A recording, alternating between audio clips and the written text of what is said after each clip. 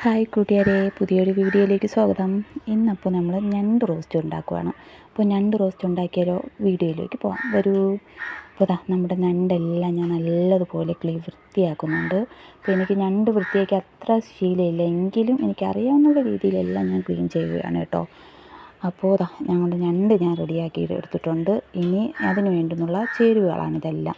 അപ്പോൾ ഞാനൊരു 4 സവാളയാണ് എടുത്തിട്ടുള്ളൂ. നിങ്ങൾക്ക് ആവശ്യാനുസരണം എടുക്കാവുന്നതാണ്.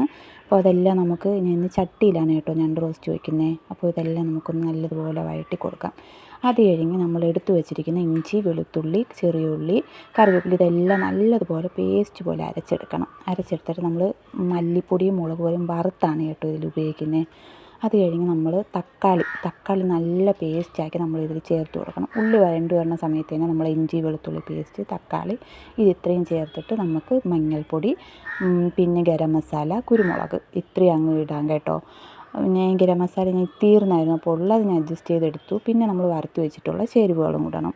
അത് കഴിഞ്ഞ് നല്ലതുപോലെ വഴട്ടിയെടുത്തതിന് ശേഷം നമ്മൾ ഒരു 5 മിനിറ്റ് ആ പച്ചക്കുത്ത് മാറും വരെ മാറിയിട്ട് നമുക്ക് ഞണ്ട് നല്ലതുപോലെ ഇട്ട് കൊടുക്കാം. അത് കഴിഞ്ഞ് നമുക്ക് ഞണ്ടിനെ നല്ലതുപോലെ അതിന് യോജിപ്പിച്ചെടുക്കണം. ഒരു 2-3 ഇളക്കിയതിന് ശേഷം നമുക്കത് അടച്ച് വയ്ക്കാം. പ്രത്യേകം ശ്രദ്ധിക്കണം, തീ കുറച്ചിട്ടേ നമ്മളിത് ചെയ്യാവൂ. ഇല്ലയെന്നുണ്ടെങ്കിൽ ചിലപ്പോൾ അടിക്ക് പിടിച്ച് പോകും കേട്ടോ. ചട്ടി ആയതുകൊണ്ട് പെട്ടെന്ന് കരിയാൻ ഇതുണ്ട്.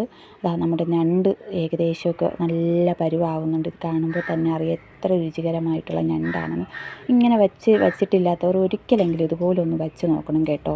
വച്ച് നോക്കുമ്പോൾ നമുക്ക് അതിൻ്റെ ടേസ്റ്റ് അറിയാൻ പറ്റും. ഞാൻ ഇത് ആദ്യമായിട്ടാണ് വയ്ക്കുന്നത് ഇങ്ങനെ. ഇപ്പോൾ ഇതിൽ വെള്ളമൊക്കെ ഉണ്ട്, നമ്മുടെ വെള്ളമെല്ലാം പറ്റി നല്ല ഞണ്ട് റോസ്റ്റ് കിട്ടിയിട്ടുണ്ട്.